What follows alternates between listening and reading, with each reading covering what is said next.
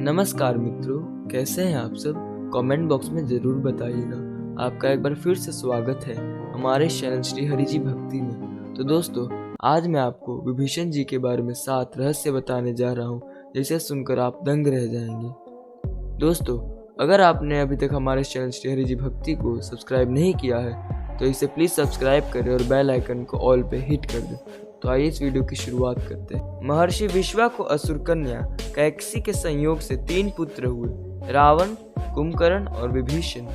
विभीषण विश्वा का सबसे छोटे पुत्र थे। विभीषण बचपन से ही धर्मपरायण और भगवान का भक्त था। विभीषण की पत्नी का नाम शर्मा और उसकी बेटी का नाम त्रिजटा था। दोस्तों, चलिए बढ़ते हैं विभीषण जी के 8 रहस्यों की ओर। नंबर 1, ब्रह्मा से वरदान। एक बार तीनों भाइयों ने बहुत दिनों तक कठोर तपस्या करके ब्रह्मा जी को प्रसन्न कर लिया। ब्रह्मा ने प्रकट होकर तीनों से वर मांगने के लिए कहा। रावण ने अपने महत्वाकांक्षी स्वभाव के अनुसार ब्रह्मा जी से त्रैलोक विजय होने का वरदान मांगा। कुंभकर्ण ने इंद्रासन की जगह गलती से निंद्रासन मांग लिया, इसलिए वह वर्ष में बस 1 दिन के लिए ही जागता था। अंत में विभीषण ने उनसे भगवत भक्ति की याचना की। तपस्या से लौटने के बाद रावण ने अपने सौतेले भाई कुबेर से सोने की लंका पूरी छीनकर उसे अपनी राजधानी बनाया और ब्रह्मा के वरदान के प्रभाव के कारण त्रैलोक विजयी बना। विभीषण भी राम के साथ लंका में ही रहने लगा। विभीषण जी ने रावण को समझाया। रावण ने जब सीता जी का हरण किया तब विभीषण पराई स्त्री के हरण को महापाप बताते हुए सीता जी को श्री राम को लौटा देने की सलाह देकर हमेशा धर्म की शिक्षा देता था, लेकिन रावण उसकी एक नहीं सुनता था। अंत में रावण ने उसे लंका से निकाल दिया और अंत में राम जी ने रावण को हराकर विभीषण को लंका का राजा बनाया। प्रभु भक्त विभीषण का हनुमान से मिलन। हनुमान जी सीता की खोज करते हुए लंका में आए। उन्होंने श्री राम नाम से अंकित विभीषण का घर देखा।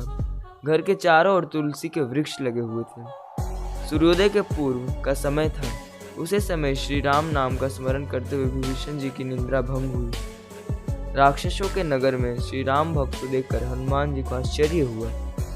2 राम भक्तों का परस्पर मिलन हुआ। हनुमान जी ने उनसे पता पूछकर अशोक वाटिका में माता सीता का दर्शन किया।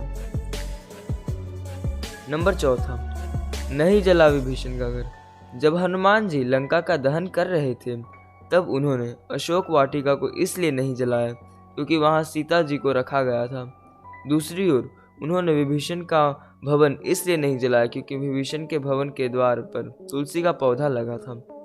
भगवान विष्णु का पावन चिन्ह शंख, चक्र और गदा भी बना हुआ था। सबसे सुखद तो यह है कि उनके घर के ऊपर राम नाम अंकित था।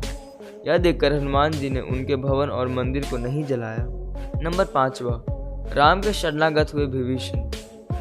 रावण के निकाले जाने के बाद विभीषण के पास और कोई चारा नहीं था। वे प्रभु श्री राम की शरण में चले गए। वे चाहते थे कि निर्दोष लंकावासी न मारे जाए और लंका में न्याय का राज स्थापित हो।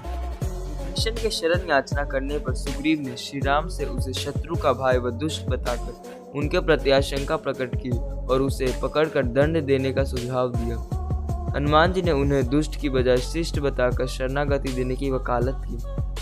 इस पर श्री राम जी ने विभीषण को शरणागति न देने के बजाय सुग्रीव के प्रस्ताव को अनुचित बताया और हनुमान जी से कहा कि आपका विभीषण को शरण देना तो ठीक है, किंतु उसे शिष्ट समझना ठीक नहीं है। इस पर श्री हनुमान जी ने कहा कि तुम लोग विभीषण को ही देखकर अपना विचार प्रकट कर रहे हो, मेरी ओर से भी तो देखो मैं क्यों चाहता हूँ। फिर कुछ देर हनुमान जी ने रुक कर कहा, जो एक बार विनीत भाव से मेरी शरण की याचना करता है और कहता है मैं तेरा हूँ, उसे मैं अभयदान प्रदान कर देता हूँ। विभीषण को अवश्य शरण दी जानी चाहिए। नंबर 6, विभीषण ने दिया इस तरह प्रभु का साथ। विभीषण का एक गुप्तचर था जिसका नाम अनल था। उसने पक्षी का रूप धारण कर लंका जाकर रावण की रक्षा व्यवस्था तथा सैन्य शक्ति का पता लगाया और इसकी सूचना भगवान श्री राम को दी थी। विभीषण ने ही राम को कुंभकर्ण, मेघनाद और रावण की मृत्यु का रहस्य बताया था। चिरंजीवी बने विभीषण। भगवान श्री राम ने विभीषण को लंका का नरेश बनाया और अजर अमर होने का वरदान दिया। विभीषण जी सप्त चिरंजीवियों में से एक हैं और अभी तक विद्यमान हैं। विभीषण को भी हनुमान जी की तरह चिरंजीवी होने का वरदान मिला है। वे भी आज सशरीर जीवित हैं। हनुमान स्तुति। इंद्रादि देवताओं के बाद धरती पर सर्वप्रथम विभीषण ने ही हनुमान जी की शरण लेकर उनकी स्तुति की थी। विभीषण को हनुमान जी की स्तुति में एक बहुत ही अद्भुत और अचूक स्तोत्र की रचना की है। विभीषण द्वारा रचित इस स्तोत्र को हनुमान वडवनाल स्तोत्र कहते हैं। हनुमान की शरण में भयमुक्त जीवन। हनुमान जी ने सबसे पहले सुग्रीव को बाली से बचाया और सुग्रीव को श्री राम से मिलाया। फिर उन्होंने विभीषण को रावण से बचाया और उनको राम से मिलाया।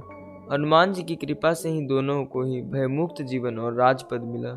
इसी तरह हनुमान जी ने अपने जीवन में कई राक्षसों और साधु संतों का उद्धार, भयमुक्त और जीवन मुक्त किया। दोस्तों, यह थी हमारी आज की वीडियो। आपको यह वीडियो कैसी लगी आप कमेंट बॉक्स में ज़रूर बताइएगा और प्लीज़ आपको अगली वीडियो कौन से टॉपिक पे चाहिए कमेंट बॉक्स में लिखना न भूलें। मिलते हैं आपसे अगले वीडियो में। तब तक के लिए bye friends, thanks for watching.